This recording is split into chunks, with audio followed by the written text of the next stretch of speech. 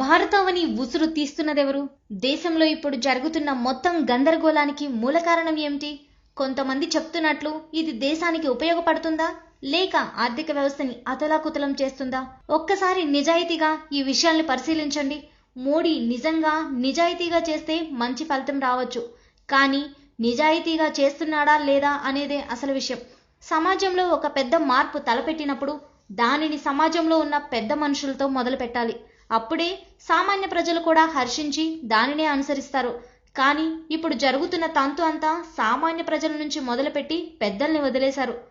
RBI గవర్నర్గా రఘురాం రాజన్ పోయి ఉర్జిత్ పటేల్ వచ్చాడు. దేశం మొత్తం మీద ఎవరెవరు బ్యాంకుల వద్ద నుండి ఎంత మొత్తం తీసుకొని తిరిగి చెల్లించటం లేదో తెలుసా? ఇప్పుడు మేము చెప్పబోయే డీటెయిల్స్ ఆర్బీఐ మాజీ గవర్నర్ రఘురాం రాజన్ విడుదల చేశారు.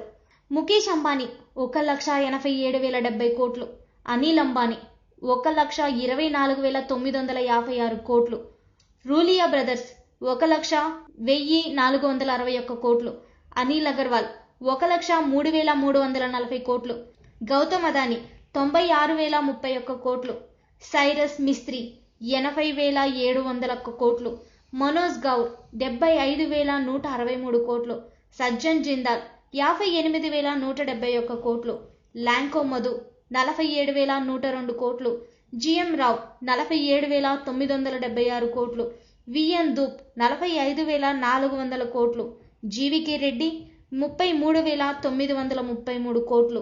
వీళ్లతో పాటుగా ఇంకా మరికొందరున్నారు. వారిలో Sahara group, Vijay Mallya, Shri Renuka sugars, Naveen Jindal, DLF properties, అంతేకాకుండా 5,000 కోట్లు అంతకన్నా తక్కువ చాలా మంది ఉన్నారు. మొత్తం కలుపుకొని 28 లక్షల కోట్లు మొండి బకాయిలు. వీళ్ళందరూ అప్పులు తిరిగి చెల్లించాలని, లేని ఎడల ఆస్తులు వేలం వేస్తామని అందరికీ ఈ సంవత్సరం జనవరిలో ఆర్బీఐ గవర్నర్ రఘురాం రాజన్ నోటీసులు ఇచ్చారు. ఆ తర్వాత వీళ్ళందరికీ మోడీ మిత్రుడు కావడంతో ఎవ్వరూ రాజన్ ఆదేశాలు లెక్క చేయలేదు.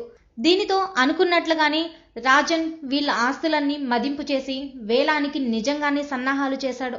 రాజన్ అనుకున్నది అనుకున్నట్లు జరిగితే మొన్న జూలైలో వేలం పాటలు మొదలై ఉండాలి. ఆ సమయంలోనే ఈ పెద్ద వ్యాపారస్తులందరూ ఆర్బీఐ గవర్నర్ రాజన్ సాగనంపి రిలయన్స్ లో ఉద్యోగం చేసిన ఉర్జిత్ పటేల్ ని ఆర్బీఐ గవర్నర్ గా చేశారు. వాళ్ళు తీసుకున్న అప్పు ఎంత, వాళ్ళు అసలు ఆస్తి ఎంతో తెలిసిపోతుంది. ఉన్న ఆస్తి కంటే 2 రెట్లు అధికంగా బ్యాంకు లోన్లు తీసుకున్నారు. ఉదాహరణకి అనిల్ అంబానీ అప్పు 1,24,000 కోట్లు అయితే ఆయన ఆస్తి 60,000 కోట్లు. మరి మిగతా డబ్బు అంతా ఏం చేసినట్లు? దానికి సమాధానమే ఈ బ్లాక్ మనీ. ఎక్కడా లెక్కలకి దొరకకుండా సర్దుబాటు చేసుకున్నారు. అందరూ ఇలానే దొంగ లెక్కలు వేసి అప్పులు చూపెట్టి ఉన్న డబ్బుని బ్లాక్ మనీగా డాలర్లోకి మార్చి స్విస్ బ్యాంకుల్లో దాచారు. బడా వ్యాపారస్తులకి మోడీ చేసిన రుణమాఫీ, పోయిన సంవత్సరం పెద్ద పెద్ద వ్యాపారస్తులకి మోడీ చేసిన రుణమాఫీ ఎంతో తెలుసా? 1,14,000 కోట్లు. ఇది స్వయంగా ఆర్టీఐ పిటిషన్కి కేంద్ర ప్రభుత్వం ఇచ్చిన సమాధానం. ఎవరెవరికి రుణమాఫీ చేశామో పేర్లు మాత్రం చెప్పం. కాకపోతే మొత్తం 1,14,000 కోట్లు చేశాము అని స్వయంగా కేంద్ర ప్రభుత్వమే ఇచ్చిన సమాధానం. ఇప్పుడు దీని గురించి వివరాలు కూడా చూడండి. Liberalised remittance scheme LRS. కేంద్ర ప్రభుత్వం ఈ ఎల్ఆర్ఎస్ స్కీమ్ని 2004లో ప్రవేశపెట్టింది.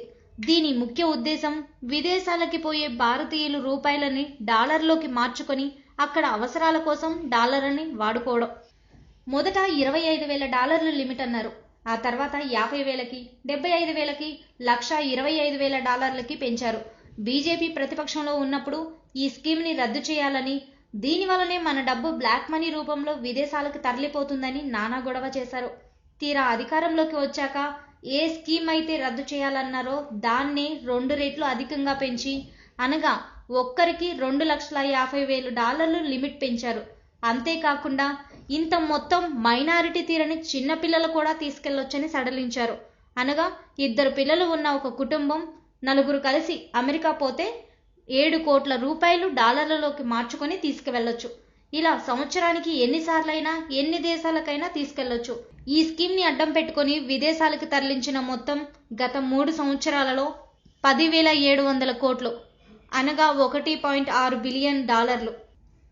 2014-15లో 4.6 బిలియన్ డాలర్లు, అనగా 30,800 కోట్లు.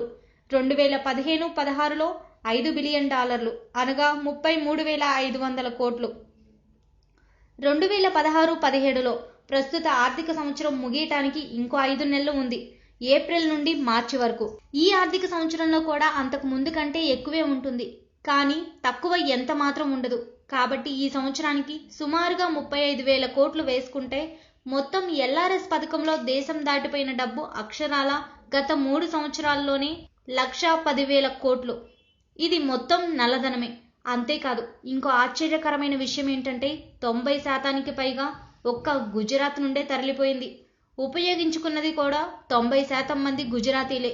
గుజరాత్లో దీనికోసం ప్రత్యేక కంపెనీలు కూడా ఉన్నాయి. ఆంధ్రాలో ఎంఎస్ చేయడానికి పోయే స్టూడెంట్స్కి కన్సల్టెన్సీలు ఉన్నట్లే అక్కడ గుజరాత్లో ఇలా విదేశాలకి డబ్బు తీసుకెళ్లే వాళ్ళ కోసమే హవాలా కంపెనీలు ఉన్నాయి. అమెరికాలో గుజరాతీలు ఇండియా నుండి బ్లాక్ మనీని అమెరికాకి తీసుకుని వచ్చి ఇక్కడ అమెరికాలో పెద్ద ఎత్తున వ్యాపారం చేస్తున్నారు. అమెరికాలో ఒక్క గుజరాతీ కూడా ఉద్యోగం చేయడు. అమెరికాలో ఉన్న హోటళ్లలో 40% గుజరాతీలవే.